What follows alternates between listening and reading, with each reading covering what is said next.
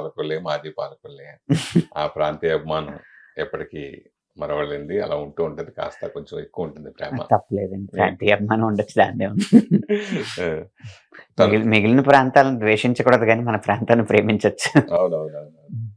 అంటే మెయిన్ మరి అక్కడి నుంచి వచ్చి నాకు తెలిసి సోలో రైటర్‌గానే మీరు సింగిల్ కార్డ్ అవును. చేసుకున్న రచయితగా వచ్చి ఈరోజు అత్యున్నత స్థాయికి ఎదగటం ఎలా ఫీల్ అవుతారు? నేను స్థాయిని ఉన్నతం కాదా అనేది ఆలోచించను కానండి.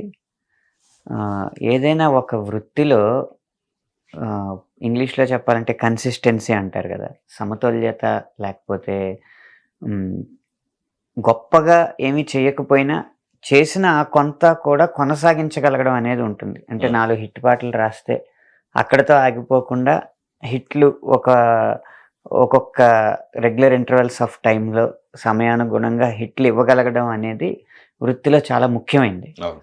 మనం అగ్రస్థానంలో ఆహ్, ఎన్నాళ్ళు నిలబడ్డాం అన్న దానికంటే కూడా ఎన్నాళ్ళు మన పనిని ఆహ్, సమర్థవంతంగా నిర్వర్తిస్తూ వస్తున్నాం అన్నది చాలా ముఖ్యమైన విషయం.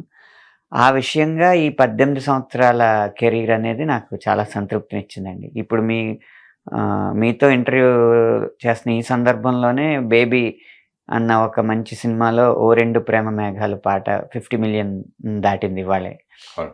అంటే ఈ సంతోషం ఎప్పుడూ మన ప్రస్తుతం అనేది తాజాగా ఉండడం అనేది చాలా సంతృప్తినిచ్చే విషయం అండి. అవును. ప్రేమ అనేది చాలా గొప్పది అంటారు అందరూ కూడా. హ్మ్. ప్రేమకు ఎదురులేదంటారు. నిజంగా లవ్ సినిమాలు కొట్టితే మామూలుగా కొట్టవు. బ్లాక్ బస్టర్ హిట్లు. హ్మ్. ఆ కావకి చెందిందే ఇప్పుడు ప్రేమ. హ్మ్. 'ఓ రెండు ప్రేమలు' సాంగ్ ఫస్ట్ వచ్చినప్పుడే ఆ హిట్‌కి అలా కొన్ని సినిమాలకు తెలిసిపోతూ ఉంటుంది. హ్మ్. సో ఆటిల గురించి మీరేం చెప్తారు? ఈ పాట గురించి లోగడ నేను కూడా ఓ పోస్ట్ పెట్టానండి. 2 మాటల్లో చెప్పాలంటే, 'బేబీ' విడుదలకు ముందు పాట సినిమాని ఎత్తుకుని మోసింది. 'బేబీని' ఎత్తుకుని మోసింది. 'బేబీ' విడుదల తర్వాత 'బేబీ' పాటని ఎత్తుకుని మోసింది. ఒకదానికొకటి ఆ విధంగా సహకరించుకున్నాయి పాట, సినిమా. అందువల్ల సినిమాకి పాట, పాటకి సినిమా కూడా ఎంతగానో దోహదపడ్డాయి. అయితే ఎప్పుడు ప్రేమ అంటే తాజాగా పుడుతూ ఉంటుంది ఇద్దరు యువకుల మధ్య. మనం పాటల్లో కూడా ఆ తాజాదనాన్ని తీసుకురావాలి.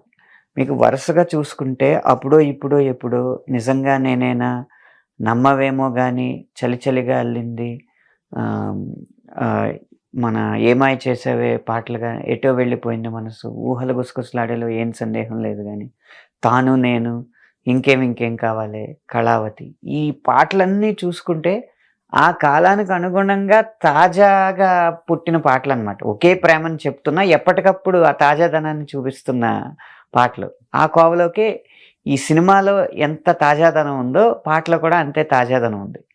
నిజంగా నేనేనా పాటలో నేను ఏ భావాలైతే వ్యక్తపరిచానో అయ్యే వ్యక్తపరిచుండుంటే ఈ పాటకి ఈ కన్సిస్టెన్సీ ఉండేది కాదని నా అభిప్రాయం. బాగా సంగీత పరిజ్ఞానం ఉన్న వాళ్ళకి 'బేబీ' సినిమా పాటలు విన్నప్పుడు టక్కన గుర్తొచ్చింది 'సీతారామం' సాంగ్స్. హ్మ్. ఆ ట్యూన్స్ అవి నచ్చినాయి. హ్మ్. అబ్బా! పాటలు బాగున్నాయి. ఎక్కడో టక్కన 'సీతారామం' గుర్తొచ్చింది. అలాంటి విమర్శలు సంగీతాన్ని కావచ్చు, పదాలైతే ఇంక తప్పదు కదా! ఏ పదాలైనా మనకు ఎప్పటికప్పుడు అయి రిపీట్ అవ్వకుండా ఇయ్యే ఉంటాయి కాబట్టి. సో, అట్లా వచ్చినప్పుడు మీరెలా తీసుకుంటారు అట్లని? ఎవరైతే గుర్తొచ్చినియి అనుకున్నారో ఆళ్ళు అమాయకులు అనుకుంటానండి. ఎందుకంటే సంగీతం అనేది 12 స్వరాల మధ్య నడిచేదే. భాషకైనా 56 అక్షరాలున్నాయి. సంగీతం తక్కువ సంగీతం తక్కువున్నాయంటున్నారా? సంగీతం 7 స్వరాలు, ఆ మధ్యలో ఉన్న అర్ధ స్వరాలు కలిపితే 12 స్వరాలవుతాయి. ఏదైనా ఎక్కడో విన్నట్టే ఉంటది. కానీ ఇప్పుడు 'సీతారామంలో' ఈ పాట ఈ తాళంలో చేస్తే, ఇందులో ఈ పాట ఈ తాళంలో చేశారు. అదే రాగంలో, అదే తత్కారంలో చేశారని ఎవరు సాంకేతికంగా నిరూపించరు. ఏదో వాళ్ళకప్పుడున్న ఈ అప్పటికి వాళ్ళకి ఏ భావోద్వేగాలున్నాయో మనకు తెలీదు. విన్న వెంటనే అలా ఉందా అని అంటా ఉంటారు. కానీ 'సీతారామం' పాటలకి, 'బేబీ' పాటలకి సంబంధం లేదు. ఆయన గొప్ప స్వరకర్తే. ఇతను కూడా మంచి ఉత్సాహవంతమైన అది వచ్చినా జనం అనుకున్నది వాస్తవమే గానీ, అది మీ దృష్టికి వచ్చిందా అంటున్నా? రాలేదు. దాని గురించి రాలేదు. అనుకున్నా కూడా అది వారు ఇంకొంచెం సంగీత పరంగా ఇంకొంచెం అవగాహన పెంచుకోవాలని అర్థం. ఇంత సంగీతం పట్ల ఇంత పరిజ్ఞానం, ఇంత అవగాహన ఉన్న మీరు ఎందుకు సంగీత దర్శకులు కాలేకపోయారు? ఆ ఇంట్రెస్ట్ ఎందుకు లేదు? అంటే ఇప్పుడు పాట 3 భాగాలు కదండీ. పాట రాయడం, పాటను స్వరపరచడం, పాటను పాడడం. ఈ వృత్తుల్లో ఏ వృత్తిలో ఉన్నా కూడా అవతల 2 వృత్తుల మీద అవగాహన ఉండడం ఈ వృత్తికి చాలా దోహదపడుతూ ఉంటుంది. అంటే స్వరకల్పన చేయగలిగామనుకోండి, నేను రాసిచ్చిన పాటని ఒక్కొక్కసారి లిరిక్ ముందు రాసినప్పుడు ఏదో ఒక తాళంలో, ఏదో ఒక రాగంలో, లేదా ఏదో ఒక స్కేల్‌లో, ఏదో ఒక టెంపోలో పాడి నిర్మాతకు వినిపిస్తే అది పాట అని ఆయన నమ్ముతారు. లేకపోతే ఒక కాగితం మీద పాట రాసిస్తే ఇది పాట అని త్వరగా దాన్ని నమ్మలేరు కదా! అది ఇంత గొప్ప పాట అని చెప్పలేరు కదా! దానికి మిగిలిన పాడగలగడం, స్వరకల్పన చేయగలగడం అనే విద్యలు నేను రాయగలిగే విద్యకి దోహదపడుతున్నాయి వినిపించడానికి. కానీ ఏదైతే మనం మాస్టరో, దేంట్లో అయితే మనం పరిశోధన చేసామో, ఎక్కువ అధ్యయనం చేసామో, అవగాహన పెంచుకున్నామో, దేని మీద అయితే మనకి కమాండ్ ఉందో ఆ చెట్టుని, ఆ కొమ్మని పట్టుకుని ఉంటే అదే మనకు పట్టుకొమ్మ, అలా నిలబడి ఉంటాం. మళ్ళీ మారామనుకోండి, ఇప్పుడు స్వరకల్పన చేసినా ఏం చేసినా ఒక సినిమా చేయగలం, ఆ తర్వాత ఇంకేం చేయలేం. అంటే జనరల్‌గా కొన్ని కొన్ని కాంబినేషన్స్ బాగా క్రేజీని తీసుకొస్తాయి. ఆ కాంబినేషన్‌లో కంటిన్యూ అవుతుంటాయి. ఒక నిర్మాత, ఒక దర్శకునితో ట్రావెల్ చేస్తూ ఉంటారు కొన్ని కాంబినేషన్‌లో. ఒక దర్శకుడు, ఒక హీరో చేస్తాడు. అలాగే కొంతమంది రచయితలు కంటిన్యూగా ఒక బ్యానర్ కంటిన్యూగా పాట ఉంటుంది. అయితే ఆ దర్శకుడు తీసే ప్రతి సినిమాలో ఆ రచయితకి ఆ పాట ఇస్తూనే ఉంటాడు.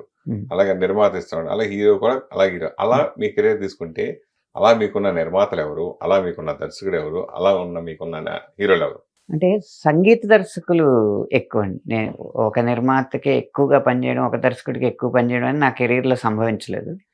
కానీ కీరవాణి గారికి ఎక్కువగా పాటలు రాశాను నేను. ఎక్కువ కీరవాణి గారికి రాశాను. ఇంచుమించు 80 పాటల దాకా కీరవాణి గారికి రాశాను. ఎలా బాండింగ్ ఎట్లా? ఇంకా ఆయన ముందే చెప్తారా? ఇట్లా నెక్స్ట్ మంత్ సినిమాకి ఉంటుందా అట్లా? కీరవాణి గారు ఏంటంటే టైము ఉందా, పలానా సమయానికి కంపోజింగ్ సెషన్స్ ఉన్నాయి, ఆ టైం మీకు అవైలబుల్గా ఉంటే 6 రోజులు ఏదైనా ప్లేస్కి, అంటే మేము 80 పాటలు రాశారండి ఇంచుమించుగా దగ్గర. అటు ప్రైవేటు సినిమా అన్ని కలిపి. మరి ఆస్కార్ సాధించడంలో చంద్రబోస్కి ఎలా వెళ్ళింది? ఆ 80 పాటలు రాసి ఇప్పుడు చంద్రబోస్